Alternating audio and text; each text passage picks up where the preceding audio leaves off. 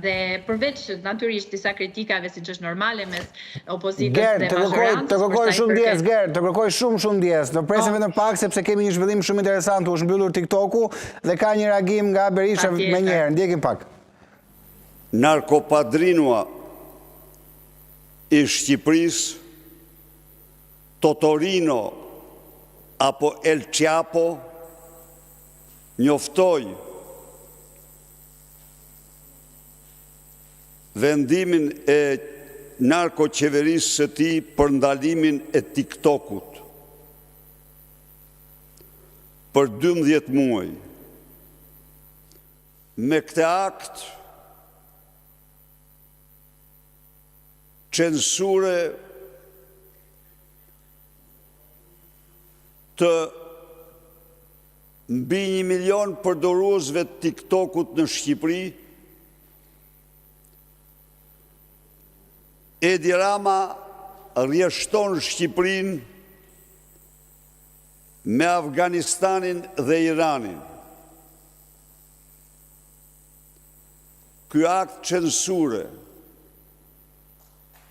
është një akt i mirëfillt, fanatizmi, intolerance, frikë dhe tmerri nga mendimi i lirë dhe shprehja e tij. TikTok është një platformë komunikimi e cila ka pushtuar sot ka pëlqimin masivisht të rive në Shqipëri dhe në botë. Të pretendosh se po ecën drejt Europës dhe të rrjeshtosh Shqipërinë me Iranin, Afganistanin, Somalinë,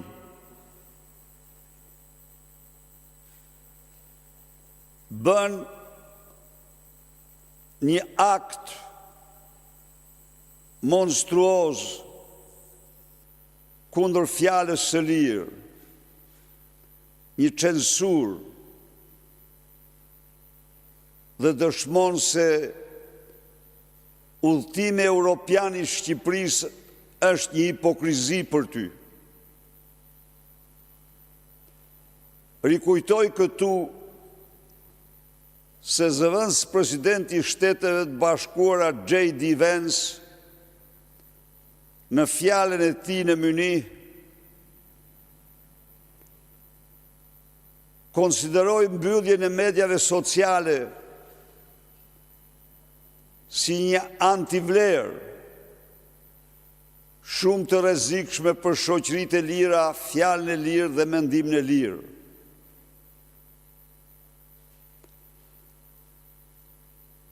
Tu heqësh shqiptarëve të drejtën e përdorimit të TikTokut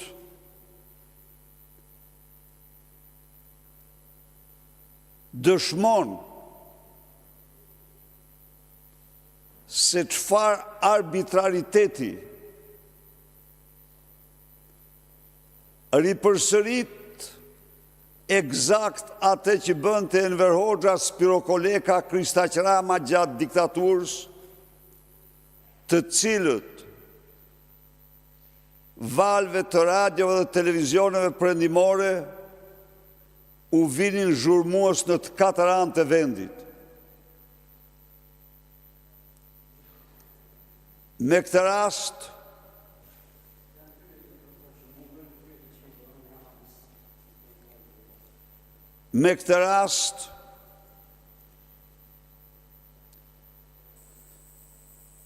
ftoj të gjithë gjimnazistët, të gjithë të rinjtë, të gjithë qytetarët, të nisim betejën tonë për çlirimin e TikTokut dhe për mbysjen e narkodiktatorit me datën 15 mars proteste përgjithshme kombëtare në sheshin Skënderbeg para kryeministrisë. Një protest me të cilin kërkohet anullimi menjëhershëm i vendimit për censurën dhe bllokimin e TikTokut. Ftoj gjimnazistët, ftoj të rit, ftoj dhe prindrit të mos bëhen viktime mashtrimit. Banal, të pa skrupull, të pa cip të Edi Rams. Vdekja, vrasja tragjike Martin Canit në dyert e shkollës nuk kishte asnjë lidhje me TikTokun. Martini dhe bashkëmoshatari i tij që e vrau nuk kishin llogari në TikTok. Edi Rama përsëriti sot, firmosi sot, mbylljen e TikTokut, ekzekutimin e TikTokut në Shqipëri një lloj. Si baba i tij biologjik Kristaq Rama firmosi varjen militar të Havzinels 37 vite më parë me 10 gusht të vitit 1998. Protesta e fuqishme e trive shqiptar në të 4 anë të mblidhen këtu. Ndërkohë, përgjigje tjera do të projektohen ndaj këtij akti dënimit kapital të një platforme të mrekullueshme të komunikimit. Një tiran që qeveris vendin sikur është Afganistani apo Teherani, vetëm për shkak të kritikave të rrëbeshit, kritikave që ka patur nga të rit merr një akt të tillë. Fjala e lirë do fitoj. Mendimi i lirë do fitoj. Censura do përfundoj në koshën e plerave të historisë së bashku me Edi Ramën, i cili vërtetohet tani pas Enver Hoxhës, kryecensori tjetër i shqiptarëve. Faleminderit. Zoti Berisha, vetëm një pyetje. Me protesta kemi parë që nuk janë zgjidhur shpesh shumë gjëra.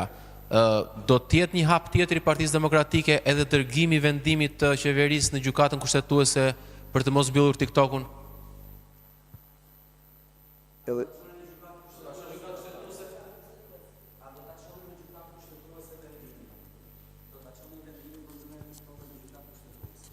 Këtë zgjidh rinia, do e zgjidhin përdorësit e TikTokut, kur ky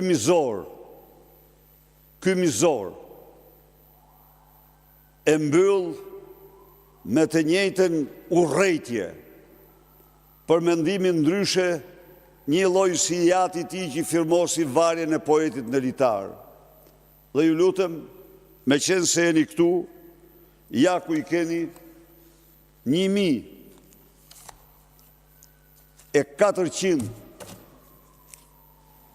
pyetje dhe komente në të cilat nuk ekziston asnjë nga pyetjet që i ka bërë Edi Rams në monologun e tij, pyetjet e shpikura nga vetja e tij, pyetjet që i bën vetes për të shmangur gazetarët dhe për të bërë sikur i ka zëvendësuar ata me qytetarët.